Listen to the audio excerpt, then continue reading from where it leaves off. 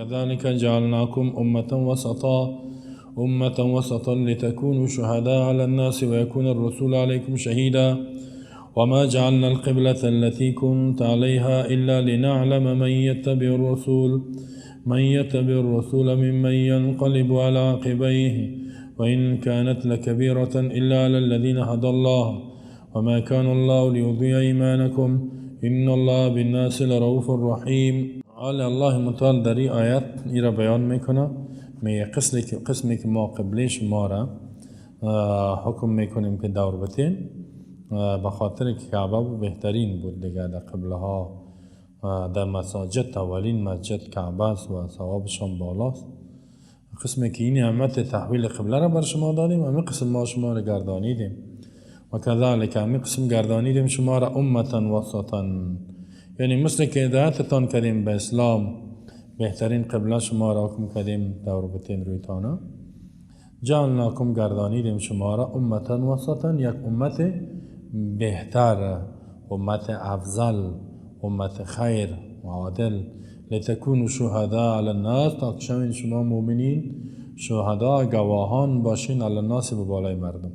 این در روز قیامت گواهی بتین، یا یک بیان کننده باشین. شهدا دو معنی، یک بیان کننده باشین علی الناس، به بالای مردم حق بگوین. و یکون الرسول علیکم شهیدا، و شود پیامبر به بالای شما گواه در روز قیامت و شهیدی میده، و یا که بیان کننده حق باشه در دنیا. و ما جعلنا القبلة التي كنت عليها، نگردانیدیم ما هم قبله را که تو بودی به او نماز میخواندی، یعنی بیت المقدس، نگردانیدیمش به طرف بیت الله کعبه، الا لنعلم، مگری که معلوم بکنیم، آشکارا بکنیم. نعلم یعنی ظاهر بکنیم. من یتبع الرسول، کسایی را که تابعداری میکنن پیامبر را. میخوایم الله میگه که کی تابعداری پیامبر را میکنه، کی نمیکنه. ممن ینقلب علی عقبیه، از او کسایی که میگردن علی عقبیه، با پاشنای پای خدا، یعنی مرتد میشن، حکم پیامبر قبول نمیکنن. خطرناک، الله امتحان میکنه. همیال ببینیم بسیاری کسا میگن من یه حدیث قبول ندارم. و این کانت لکبیرة الا علی الذین هدی الله، اگر که هست امی تحویل قبله، گرداندن قبله از بیت المقدس به طرف بیت الله، لکبیرة سنگین است، سخت است. الا علی الذین هدی الله، مگر به بالای کسایی که الله چی کرده؟ هدایت کرده. سخت، هر حکمی که الله بکنه آسان انجام میده. و ما کان الله لیضیع ایمانکم، نیست الله که ضایع بکند ایمان شما را. ایمان یعنی نمازهایی را که شما به طرف بیت المقدس خواندین و ثواب ضایع نمیشه. ان الله بالناس لرؤوف رحیم، یقینا الله بالناس، به مردم انسانان، لرؤوف حتمی شفقت کننده است. شفقت، رحیم نهایت رحم کننده است، یعنی بسیار شفقت داره و رحم داره. الله متعال دیگه این را بیان میکنه، کذالک، این کاف برای تشبیه است و جانب مقابلش که از او محذوف است، یعنی کما هدیناکم من الاسلام، مثل که شما را هدایت کردیم به اسلام و حکم کردیم که روی تانه به طرف کعبه بگردانیم، کذالک همین قسم جعلناکم، شما را گردانیدیم ما امتا، یک امت و یک جماعتی که وسطا، وسط یعنی عدل، عادل، عدول، اخیار، بهتر. وسط در کلمه عربی تبری میگه، وسط در کلام عرب خیار میگه. خیار یعنی بهتر، امت بهتر شما هستین، بهترین امت ها نسبت به دیگرها شما درجه دارین انشاءالله. مثل که در سورة آل عمران باز انشاءالله شما میخوانید، میاد که کنتم خیر امت اخرجت للناس، هستین شما، خطاب به مسلمان هاست، اول صحابه، خیر امت، بهترین امت ها. چرا بهتر هستین؟ اخرجت للناس، به خاطر که پیدا شدین، بیرون شدین برای کل انسان ها. شما باید کل دنیا را دعوت بدین. تأمرون بالمعروف و تنهون عن المنکر، امر کنین به نیکی ها، منع کنین مردم از گناه ها. پس وسط خیار میگه. بعضیا گفت عادل میگه، تفسیر تبری آورده. اصل عزیز که خیر الاشیاء اوسطها، یعنی بهترین چیزها اوسط امو در میانش است. یعنی شما امت وسط بهتر دیگه میانه رو هستین. غلو و تقصیر مذموم، افراط تفرید در شما نیست. در اسلام افراط نیست. ما امت وسط هستیم، امت در میانه، امت بهتر هستیم، امت میانه رو هستیم، تون نیستیم. آنچه که میگیم قرآن سنت هم میگیم، باید بگوییم. یکم مسلمان ها که از پیش خود تندروی میکنن اون کار خودشان یا کمی میکنن. اصل اسلام امت خود اسلام معتدل است، میانه رو، افراط وجود ندارد، تندیده‌ای نیست، بسیار یک نظام عادلانه است، بهترین نظام بر کل جهان است. عقبه از عقب امو پشت قدم گفته میشه. قدم پای، این پشتش نزدیک به جلک ایرا عقب گفته میشه. باز این هدفش است که یعنی مرتد شدن، بیدین شدن. کبیره و شاقه و ثقیله را میگه. پس معنای طور میشه که قسمی که ما شما را به اسلام هدایت کردیم، این قسم گردانیدیم شما را امتا وسطا، شما را گردانیدیم یک امت وسط، یک امت بهتر، یک امت میانه رو، یک امت عادل شما را گردانیدیم. چرا؟ لتکونوا شهداء علی الناس، تا که شوین شما گواهی دهنده به بالای مردم. یعنی در روز قیامت به بالای امتات شاهدی بتین که انبیایشان حق برشان تبلیغ کردگی است.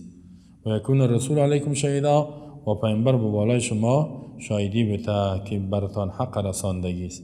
خب در این باره حدیث هم است که در این باره که لتکونوا شهداء، حدیث صحیح بخاری است، اینجا تفسیر شدگی است. امام بخاری در تفسیر امام ترمذی آوردگی است. می فرماید که رسول الله قال، می رسول الله گفت که یودا نوح علیه السلام، نوح علیه السلام خواسته میشه در روز قیامت، یکی از پیامبرای اولوالعزم. فیقول نوح دعوت میشه، بیا ای نوح. نوح میگه لبیک و سعدیک یا رب، لبیک حاضر هستم در خدمت و در عبادت تو، اطاعت میکنم، چی فرمان است. فیقول الله میگوید برش هل بلغت، آیا تو تبلیغ کردی آنچه که ما برات وحی کرده بودم، بر مردم رساندی، تبلیغ کردی یعنی نوح؟ الله میگه در روز قیامت. فیقول نوح میگوید نعم، بله. فیقال لامتی هل بلغکم، بعد از او بر امت نوح گفته میشه آیا بر شما رسانید؟ بر شما. خب نوح علیه السلام میگه بله ما برشان حق بیان کردم. او کافرها کلشون جا استاده دیگه، زنده شدگی است. قوم نوح علیه السلام کلش زنده میشه.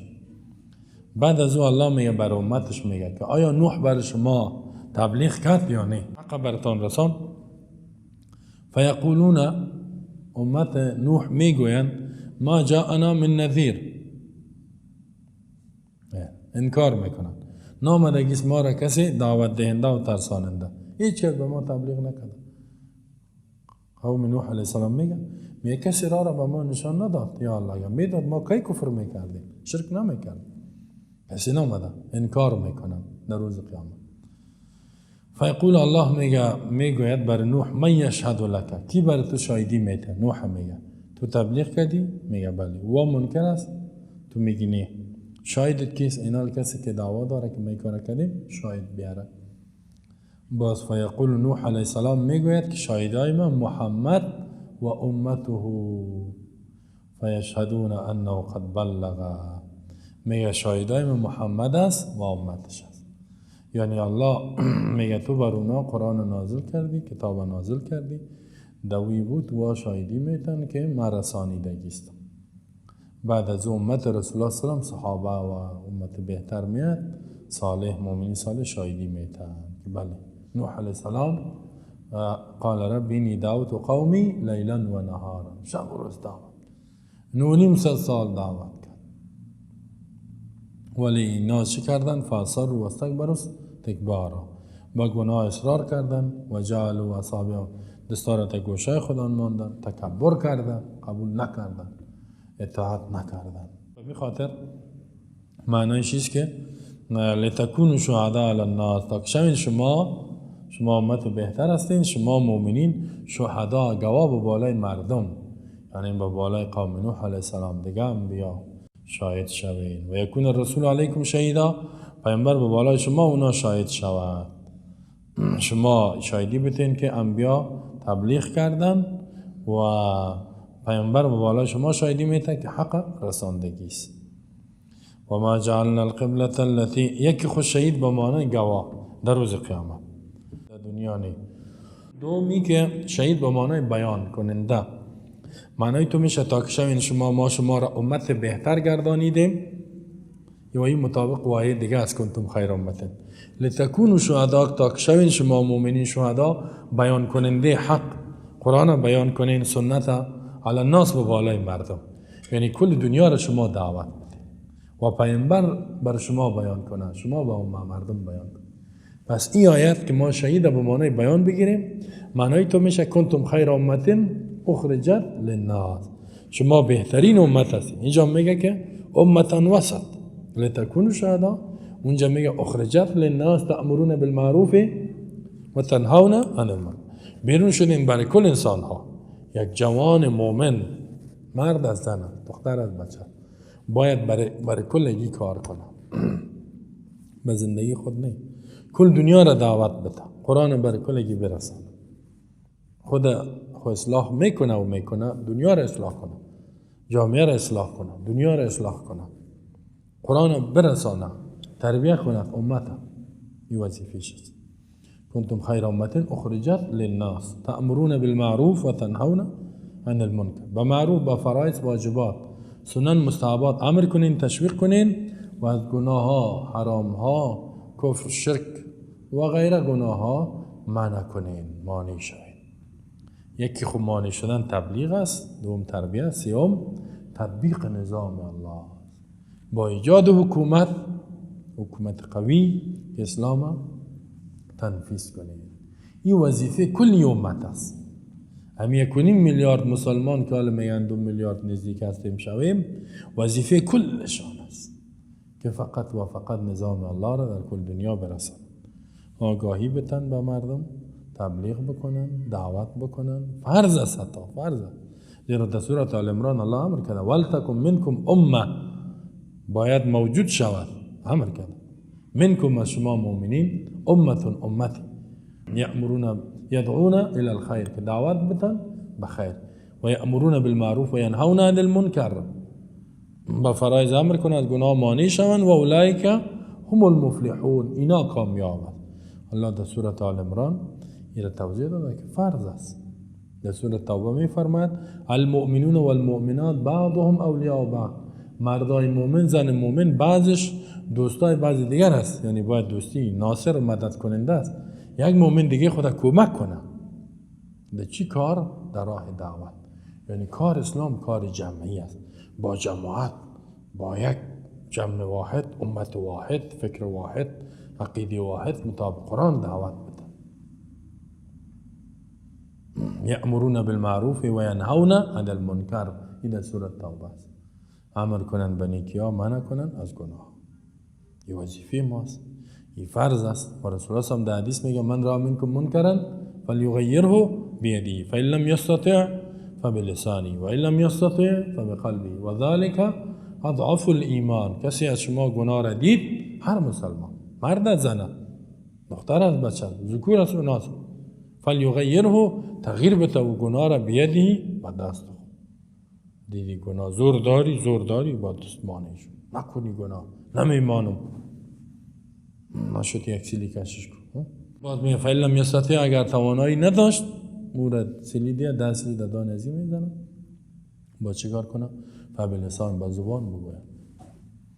اگر بسیار ضعیف الایمان شد، با زبان هم گفتن نتانست، بگوید که میگناست، باز چی کند؟ فبقلبی، قلباً با او گناهگار و ای گناه نفرت داشته باشه و تصمیم بگیره که من را تغییر میدم، قوت پیدا میکنه. یعنی دیگه مسلمان ها را که خود یک جای میکنه. باز میفرماید و ذالک، همین که یک کسی گناه را قلباً بد ببره، اضعف ایمان، ضعیفترین درجه ایمان، ضعیفترین. یک کسی که به زبانم بیان نمیکنه، حق نمیگه، این دیگه ایمانش بسیار چیه؟ ضعیف. اگر قلبا هم بد نبره گناهگار و گناه را، اینجا باز ایمان باقی نمیمانه. حالا خب ببینی که گناهگارا را مردم چی میکنه؟ عزت میکنه، نه؟ گناه را بالا بشی، فلانی خان، فلانی صاحب، ملک صاحب، قماندان صاحب، حاجی صاحب، فلانی صاحب بالا بشی، نه؟ چاپلوسیش میکنه، این خطرناک. اوجا دیگه ایمان نمیمانه. اگر کل مسلمان های گناهگار نفرت داشته باشه، دعوتش بتن، اول دعوتش بته، سرش کار کن. اصلاح شد خوب نشد، رابطه تا قطع کنی، اصلاح میشه طبعا. هیچ کسی که تشگاب نزنه، نه پرسانش بکنه، نه دعید پیشش بره، نه در خوشی بره، نه در عروسیش بره، نه در مردش بره. اصلاح میشه یا نمیشه؟ اینمی که ما شما کت گناهگارا را عزت کردیم، او در گناه خود چی میکنه؟ جرأت پیدا میکنه. این فرض است به بالای ما. رسول الله صلی من را میکنن فلیغیر امر است. اینا یکم جاهل میگه که تو را چی به من، مرا چی به تو، ما را چی به مردم، ما را چی به مردم. این جهالت است، این گناه سی گپ گفتن. تو در قبر من میری، من در قبر تو. هر کی در قبر خود جواب میده. موسی بدین خود، عیسی بدین خود. تو در کار خود باش، من در کار خود. یکم تا که گپ میزنه در شعبه بیشی، نه؟ تو در شعبه خود باش، من در شعبه خود. نه نه نه نه. باز از لنگ خود کشال گوسفند. اگر بگه چی میگه؟ اگر من شراب میخورم، زنا میکنم، بینمازی میکنم، عیاشی میکنم، خودم جواب خودم میدم. تو حق نداری مرا گپ بزنی. نه، اگر این گپ گفت یک سری دم بیخ گوشش کش کن. نه بدبخت، نمیمانم تو را. توجه است؟ نمیگنم گپا را. این گپا بسیار جاهلانه است. ما و شما در امور مردم باید مداخله کنیم. به کدام مداخله مشروع، مداخله مناسب، مداخله درست مطابق قرآن. که گناه، تجاوز، ظلم، معاصی، کارهای نامشروعشان تقبیحش کنیم، محکومش کنیم، ردش کنیم، مانعش شویم. کارهای خیرشان تشویق، آفرین این کار شابه، الله برات اجر بده. این وظیفه ماست. حتی عبدالله ابن عباس میگه اگر یک کسی بسیار ضعیف هم بود که به زبان مستقیم گفته نمیتونه، یک گناه را که دید بگه یا الله گناه، یا الله گناه، همه قبول بگه. او را نگویه که گناه کردی که کدام نزنیش، نه؟ بگه یا الله گناه، این قدر هم مگه نگویه. و دیگه در این راهی که دعوت میکنی زدن خیر است، بسیار درجه داره که اگر تو را بزنن هم بسیار درجه، ولی بگوی که حرامه. و دیگه ای که در گناه شرکت نکنی، مثلا محفل عروسیش، نه؟ رقص و خواندن و زدن است یا قمار است، دیگه نروی اونجا، شرکت نکو. و که گفت چرا نامدی؟ ماما و کاکایت برش زنگ که زد، زنگ آمده بگو به این خاطر نامدم که اینی گناه است. ساز آوردی، سرود آوردی، قماربازا را جمع کردی، شرابیار را عروسی جمع کردی، شرابخورا را جمع کردی، زن و مرد میرقصانی. و این مجلس گناه است، به می خاطر نامدیم و نمیم در آینده هم. اگر در مردداریش گناه بود هم بگوید، در فاتحهش نروه. اگر گفت که چرا نامدی نگوید که میبخشی مریض بدم، نه؟ نه، برش بگوید که فاتحه بدعت است، گناه است، به این خاطر نامدیم. توجه شده؟ این چه واضح کنم براتون. باز ببینیم مردم باز میگه که مرا چی؟ یعنی نفر میگم چرا این چیز نمیگی؟ گناه کدرایی بود یک جوانه میگه اگر مرا بگوید تو را چی؟ باز با من چی مان؟ تو را چی؟ آبروی ما میره، عزت ما میره، آبروی تا دوست داری. آیا رسول الله صلی الله علیه و آله در طایف دعوت که داد سنگبارانش نکنن؟ از بدنش خون جاری نشد. آبروی تو از آبروی اشرف الانبیا، بهترین مخلوقات، از او کدت بالاست. خاطر دین الله آبروی تا بریزان، حتی جان تا تثبته. و می خاطر رسول الله صلی الله علیه و آله چی میفرماید؟ حدیث صحیح، قرآن هم اشاره کرده به او. افضل الجهاد کلمت الحق، کلمت الحق افضل الجهاد، بهترین جهاد گفتن کلمه حق است عند سلطان جائر، در حضور پادشاه ظالم، پادشاه که قوت داره، ظالم هم است که بگوی میکشید، اونجا بگو. حالی مردم پیش یک آدم الهی نمیگنه خفه نشو والا، یا که مردم خفه نمیکنه. من در یک مجلس بودم، یک چند تا آمدن گپ میزدیم، توی عروسی بود. یک جنرال آمد تا متوقعت بادیگارد داخل شد و یا خود متکبر است. بعضی از این جنرال ها گپ مرا قطع کرد، ما گپ میزدیم. بچه ها خوب است چطور هستی؟ همین سیگرت کشید، دید که ما بالا شستیم نه چهره مولوی دارم، مثل مولوی واره ششتم. ما چون لنگی هم بود دسترم نبود والله عالم. گفت مولوی صاحب اگه اجازه باشه همین سیگرت. گفتم اجازه نیست. همین تو گفت نیست اجازه. یک دفعه دیگه همین تو حیران همین نه اگه نه دیگه مولوی صاحب نوش اجازه کار نداره، نیست اجازه. گفتم از من اجازه میگیری؟ گفت ها. گفتم اجازه نیست. فرنگی سفید گشت. اجازه نیست، تا بال ندیدم. گفتم نیست اجازه. تکرارم کرد اجازه نیست. من چیکار هستم؟ یکی گفتم من حق ندارم که اجازه بدم، این روی حرام است. کل مسکر و نهى رسول الله من کل مسکر و مفتر، هر چیزی که نشه میکنه و سستی را میاره اسراف از این حرام است. دیگه گفتم یکی خو حرام است، من حرام حق ندارم اجازه بدم حرام حلال کنم. یک دومی که گفتم من بسیار حساسیت هم دارم، این سیگرت که بزنی گنگس میشم خلاص دیگه مجبور همین اتاق من ترک کنم، اجازه نیست. دیگه وضعش خراب شد. سویس چت خود بخیزی بچه ها بادیگاردا حرکت قار کرد که صاحب خانه از پشتش بده چه حالت گفت اینجا کلش ملا باران است. گفت ملا آمده خواه برآمد با صاحب خانه از پشتش دوید. از پشتش که دوید آمد گفت چی گپ شد؟ گفتم من چه می جنرال صاحب گفت که زود نان ناوردی قار شد رفت. خواه گفت برای باید پسان مچم کسی گفتش یا نگفت نان زود ناوردی و یا نگفت نان تیار است تال دادی رفت دیگه او وقت نداره جنرال یک دقیقه وقت داره خلاص. پس این همیست که ما گناه را دیدیم. حالا یک کسی چرس خودم میکشه اجازت باشه نوش جان میگه نه تا گناه شریک چرسی را گفتی نوش جان. حتی سلام میزنن و نه سیگرت برات بتم اگر اشتیایتان باشه نه تو این میطور باشین. خب گناه را که دیدین بگو اجازه گناه نکنی، خبردار پیشانی تو ترش کن خفه باش. چی کار است؟ چی گناه است؟ چی حال است؟ که دیدی گناه بود. خب در برابر هر گناه و هر گناهگار ما شمال جامعه ما پر از فساد است. خب گناهگارا عزت میشن نه آدمای صالح بی عزت میشن. همینطور است ما و شما این را تغییر بدیم. خب این چند نفر گناه را که دیدی سکوت نکنی، عکس العمل نشان بده، واکنش نشان بده. و كذلك جعلناكم امه وسطا لتكونوا شهداء على الناس. شهدا یعنی بیان کننده حق با بالای مردم. و یکون الرسول علیکم شهیدا، شود پیامبر با بالای شما حق بیان کننده و یا شهدا، هر دو معنا صحیح است. و ما جعلنا القبلة التي كنت عليها الا لنعلم. حال الله را بیان میکنه که ما چرا حکم کردیم قبله را تغییر دادیم؟ امتحان بود. تغییر قبله یک امتحانه. کی تابعداری پیامبر میکنه کی نمیکنه. مثل که یکم دفعه سر یک مسلمان امتحان میاد، سختی میاد که آیا در دین باقی میمانه یا میره کافر میشه، مرتد میشه، بیدین میشه. این امتحان است. الله میگه امتحان میکنه.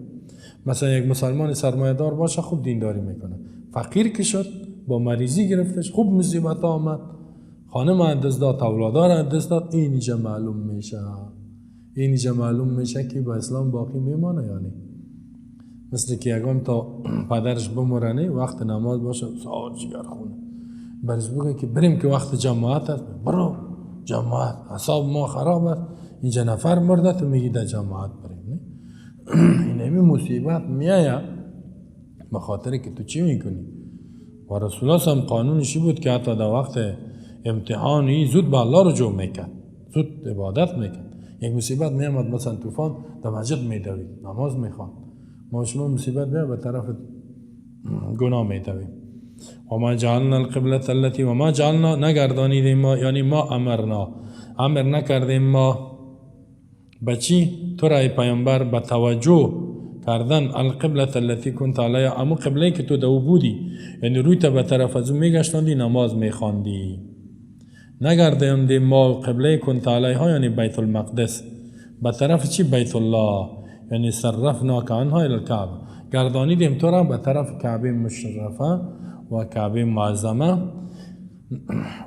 الله میگه نگرداندیم ام قبله را که، یعنی امر نکردیم که روی تا دور بودی با قبله که تو کنتا دادنت به گذشته بودی، لفظ ماضی گذشته، در آین گذشته عبادت میکردی روی به طرف از او بود که بیت المقدس است. این را نگردانیدیم از بیت المقدس به کجا؟ با بیت الله، به کعبه، الا لنعلم، حکمتش میگه مگر به خاطر ازی که لنعلم، تا که آشکارا بکنیم، من یتبع الرسول که تابعداری پیامبر میکند، من ینقلب علی عقبیه، از او کسی که مرتد میشه و تابعداری نمیکنه. یعنی به خاطر عزیز که ما ایمان مردم امتحان میکنیم. ایمان امیال مصیبت ها چقدر فتنه آمده، ایمان آزمایش شده رایست. دلت امیال نماز میخوانی نمیخوانی، اختیار داری، همینطور است. یعنی کسی به جماعت نمیاد، روزه میگیری نمیگیری، قرآن یاد میگیری نمیگیری، دعوت میتی نمیتی، گناه میکنی نمیکنی، امیال نه اعلان میشود بیاین قرآن یاد بگیریم، میخوانی نمیخوانی، امتحان است. یعنی بعضی وقتی تو حالت میه، حتی اگم دفعه در جامعه که گناه بکنی اما قایزت میشی گناهگار، اینا الله امتحان میکنه. مثلا در حکومت قبلی که بود این مردم کلش ریش داشت، رنگی داشت، در مسجد جای نمی بود، نه خاطری که زور بود، نه کلی مولوی بود، از اطفال گرفته تا کلان لنگی دار و ریش دار بود. خب اطفال هم لنگی میزد در مکتبک میره، اون کسی که ریش دار خب پدرش نمیتون ریش خدا کل کنه، کلی مولوی، کلش ملا، در مسجد جای نمی بود، حاضری گرفته میشه. بعض مولوی ها قسم میکنن میگم چطوره چی گفت بود حاضری داشته، فلانی خان در نماز صبح در لاسپیکر حاضری میگرفتیم، صاحب در نماز صبح فاگر کدام تا غیر حاضر می بود، لیست کل این منطقه در حاضری بود. خب که اینه قدر 400 جوان در اینجا هست، کتری سفید هم لیست در اونجا بود، صاحب کسی که صاحب نمی بود غیر حاضرش میکرد، که غیر حاضر میشه دیگر روز دویده می آمد خودش. غیر حاضر شدیم ما، نسایی که غیر حاضر شد. غیر حاضری باز این تو نبود که نمرهش کم شود، غیر حاضری جزایش پولچرخی بود، بندی خانه جزایش پولچرخی بود. یک ماده رو تعدیب می بردش، تعدیب یعنی ادب یادش میداد که دیگه جماعت ترک نکنی. خب میگه صاحب خب میگه جماعت چی است، اسلام چی را میگه، یعنی میره برش درس داده، میرفت تا یک ماه در بندی خانه دیگه میکشتی کسی را غیر حاضر. یکم تا که میکند معذرت میخواد مولوی صاحب یک مشکل پیدا شد دیگه در آینده قطعا خدا وقت تلفن نباید، تلفن میبود مشکل پیدا میشه زنگ میزن که جمعه اینی صبح نمیتونم در جماعت بیم اگه اجازه باشه. مولوی اجازه میداد، خب نمیداد در مصیبت میمان. خب حالی که آمده اینی آزادی آمد، نه فعلا دموکراسی آزادی این حال معلوم میشه که کی است. یعنی میال اگه حکومت سابقه می بود در این درس در این مسجد جای نمی بود، در نماز صبح جای نمی بود. حالا این است که 4-5 تا و هم شما دلتان هر وقت شد میایین. اگر این در وقت ما اعلان میکنیم 8 صبح حاضر، 8-5 شد 3 روز بندی خانه، باز ما ببینم کسی نبیه. حال شما را دیر و چقدر گفتم بیاین غیر حاضری نکنین، چیز تشتونی آمد هر وقت دلتان شد میایین. الا لنعلم، مگری که الله میگه ما قبله را از بیت المقدس گردان امر کردیم که روی تا به طرف بیت الله دور بده. اگر مؤمن هستی اینجا معلوم میکنیم کی مؤمن واقعی است، عمل میکنه، کی نمیکنه. امتحان تا که امتحان کنیم مردم. اینجا لنعلم یعنی آشکارا بکنیم که من یصدق الرسول، کی تابعداری میکنه، تصدیق میکنه پیامبر، عمل میکنه با تابعداری خاتم النبیین. ممن ینقلب علی عقبیه، از کسی که شک میکنه در دین و بازگشت میکنه به کفر به خاطر ضعف یقینش، کی کار میکنه. یعنی مرتد میشه. لنعلم سکو اینجا یک سوال پیدا میشه. سوالی است که الله میگه الا لنعلم، تا که ما معلوم کنیم، یعنی بفهمیم کی تابعداری میکنه کی نمیکنه. اینجا سوال پیدا میشه که آیا الله نمیفهمه کی تابعداری میکنه کی نمیکنه؟ هیچ چیز خود از الله پنهان نیست. الله یک انسان که یک عمل انجام بده 100 سال بعد، الله 10,000 سال پیش میفهمه که چی میکنه. پس اینجا چطور میگه لنعلم؟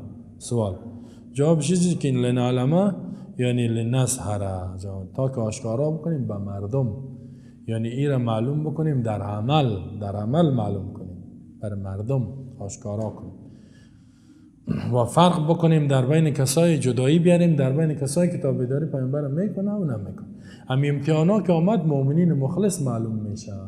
این حال کسی که قرآن میخونه اطاعت میکنه دمی آزادی، اینی معلوم میشه که واقعا مؤمن صحیح است. اگر نه که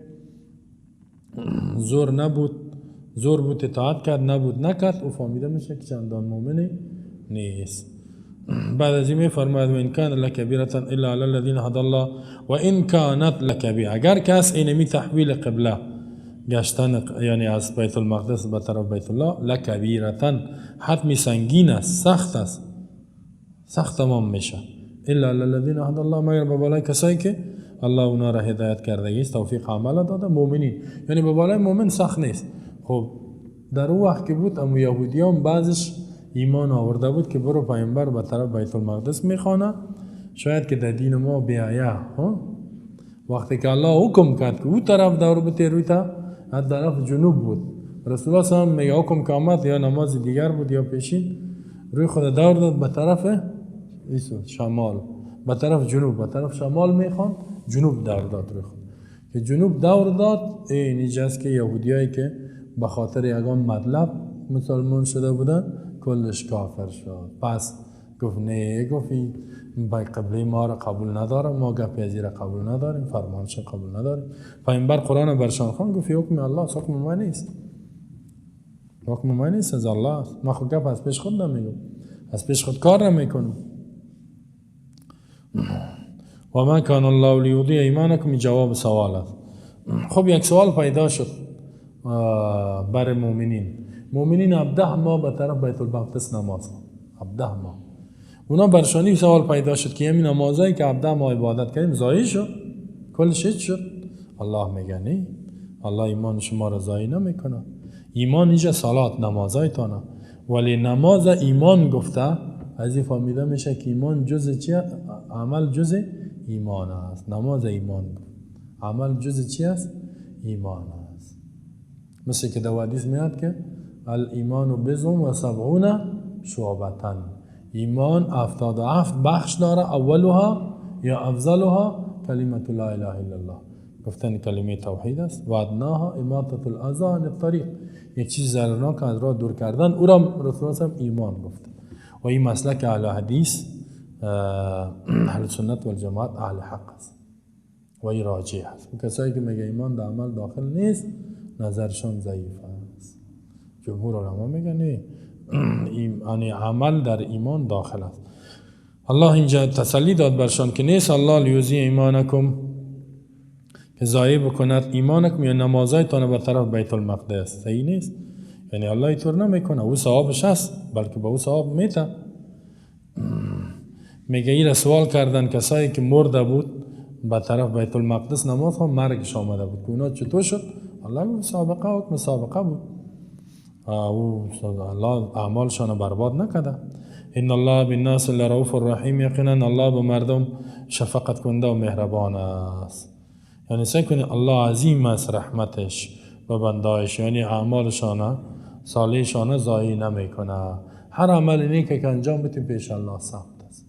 یک ذره، فمن یعمل مثقال ذره خیرا یره، ذره عمل نیک بکنی الله ثوابش میده، زیاد خوبه. الله شفقت کننده است، مهربان است. قد نرى تقلب وجهك في السماء فلنولينك قبلة ترضاها فول وجهك شطر المسجد الحرام وحيثما كنتم فولوا وجوهكم شطره وإن الذين أوتوا الكتاب ليعلمون أنه الحق من ربهم وما الله بغافل عما يعملون.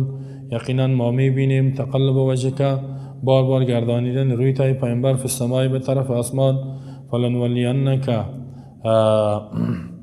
پس حتمی میگردانیم ما تو را قبلتن به طرف یک قبله ترضاها که تو خوشحال میشوی. فولی وجهک شطر المسجد الحرام، پس حکمی بگردان روی تای پیامبر در عبادت و نماز شطر المسجد الحرام، به طرف مسجد الحرام، به طرف مسجد الحرام که کعبه است. و حیث ما کنتم فولوا وجوهکم شطره، این خطاب به کل امت. هر جایی که شما می باشین مسلمانا، فولوا بگردانین وجوهکم روایتان در عبادت شطره به طرف مسجد الحرام کعبه. و ان الذين اوتوا الكتاب، یقینا کسایی که به اونا کتاب داده شده یهود نصارا کافرا، لیعلمون حتمی میدانن اینا انه الحق من ربهم، که یقینا می تحویل قبله حق است از جانب ربشان. در تورات و انجیل گفته شده بود که پیامبر روی خدا باز به طرف کعبه، قبله دائمیش کعبه است. و الله بغافل عما تعملون، نیست الله به خبر از اعمالی که یعملون، اما یعملون از اعمالی که انجام میتن، یعنی الله جزای عملشان میته.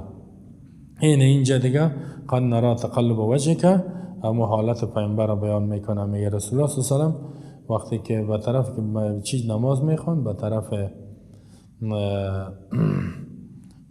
بیت المقدس، همیشه در دلش بود شوق بود که کاش که الله حکم کنه که به طرف کعبه نماز بخونه، به خاطر که کعبه قبله ابراهیم علیه السلام بود و اکثر انبیا اون طرف نماز خوانده.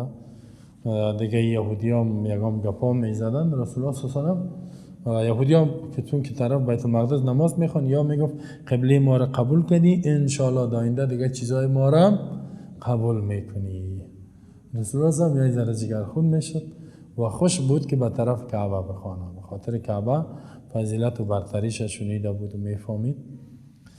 اینجاست که الله متعال حکم نازل کرد و خبر داد به پیامبر که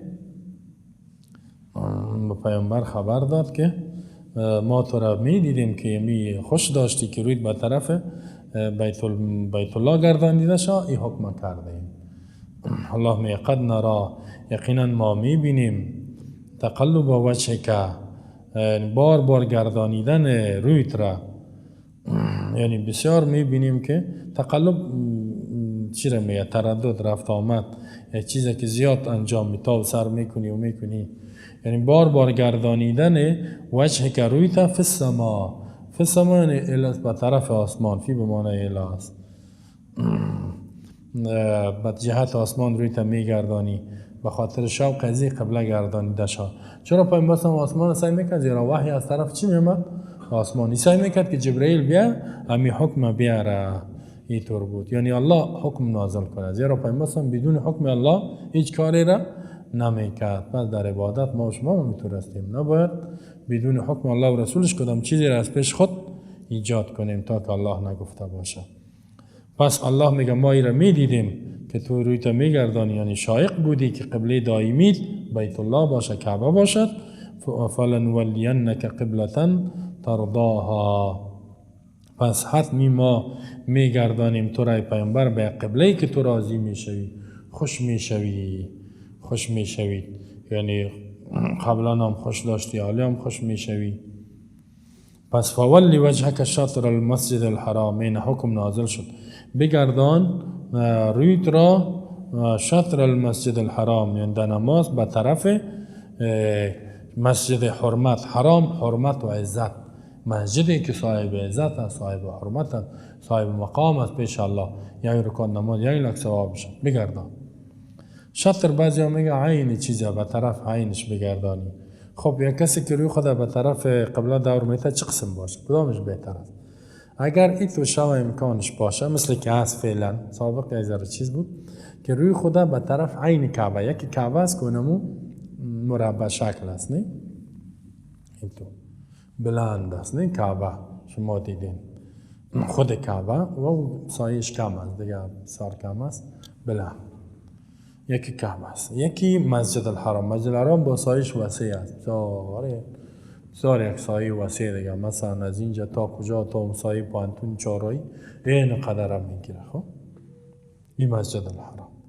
یکی هم حرم است. حرم دیگه با بسیار این 20 کیلومتر مربع ایسو، 10 کیلومتر اوسو، 15 کیلومتر اوسو، این قدر، یعنی مثل که اینجا تا خیرخانه و از این طرف هم ای تا به پل چرخی و از این طرف هم تا به ما این تا کجا بگویم این طرف بیخای کو بسیار دور این قدر حرم میگه خب اون سوار حرم میگه روی خود انسان کدام طرف بگردانه الله میگه فول وجهک شطر المسجد الحرام بهترینش این است که در عین کعبه بگردان روی تنما و اگه اون نشد دور بودی باز مسجد یعنی کسایی که در نزدیک مکه است در خود مکه باید رویشان در عین کعبه باشه کسایی که دور است رویشان به طرف مسجد باشه اگر بسیار دور بود با اون طرف حرم هم بخوانن میشه انشاءالله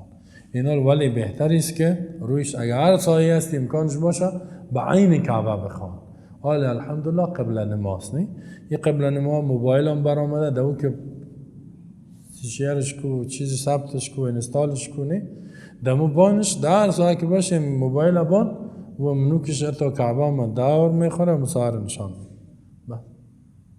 نه اگه کسی موبایل داره استفاده میکنه اینی میره یا قبل نماز دیگه مسجد افغانستان اکثرش سابق ما را میفتن هر طرف که آفتاب شش تو نماز قبله است بعد از زمستان اوسو میشش ما روی میفتیم در تابستان کمیس میمد روی ایسو میگرفتیم نمیفهمیم و قبله افغانستان اصل میلان به طرف جنوب داره در اکثر جا ببینید به طرف شمال مسجد جور کرده مسجد جور کرده خب عین کعبه نیست اکثر این مسجدهای افغانستان باید چی شوند تخریب شوند به خاطر جور کردن یا مردم میگن شهید شوند خب جان نداره که شهید شوند خب خیر شهید شوند برو شهید شوند این مسجدها بعد از او چی شوند دوباره اثر جور شوند در یکم جای میگم باز ببینی که این تو مسجدها جای نمازها رو بسید دور دادنی جای نمازها مردم در جنگا کده و دعوا کده که نه پدرای ما نمیفهمید حال شما نآمدین پدرها جاهل مردم هایی هستن در وقت کجا بود تکنولوژی چیزی وجود نداشت فولی وجهک شطر المسجد الحرام بگردان روی تا به طرف مسجد الحرام اینی فرض است در نماز اولین فرض چیست که روی تا به طرف قبله بگرد ولی قبله که روی تا خود دور میتی پایای تام باشه بعد پایش یک قسم است نه مثلا یکیش به طرف شرق دیگهش به طرف شمال جنوب نه این توست یک پاییست نه این پای تا راستش کن راست به طرف قبله مثلا ایسو که باید راست باید باشه قبله دستای تام که میگیری به طرف قبله الله اکبر ببینی تو میکنه الله زنها که دشانه میبینی دیگرهای تو میکنه پشت دستش الله اکبر نه این صحیح نیست روی جهت دستت همیش به طرف کعبه باشه و نیت کردن به زبان نیست که من نیت کردم میخوانم 4 رکعت فرض نمازم پیشین فرض اقتالا رو آوردم به قبله من به جهت خانه کعبه شریفه خالصا لله تعالی الله اکبر اگر رویت به طرف قبله نباشه با زبان هر قدر بگویی نمیشه قبله من به جهت کعبه ولی وجهک شطر المسجد الحرام حیث ما کنتم هر جایی که شما می باشین ای مؤمنین هر جایی که می باشین فولو بگردانین وجوهکم روهایتان را شطره به طرف کعبه بگردانین به طرف مسجد الحرام در نماز هر جایی که می باشین یعنی در شرق هستین در غرب در چین هستین در هر جای دنیا که هستین کعبه تان اینمی است و ان الذين اوتوا الكتاب ليعلمون انه الحق من ربهم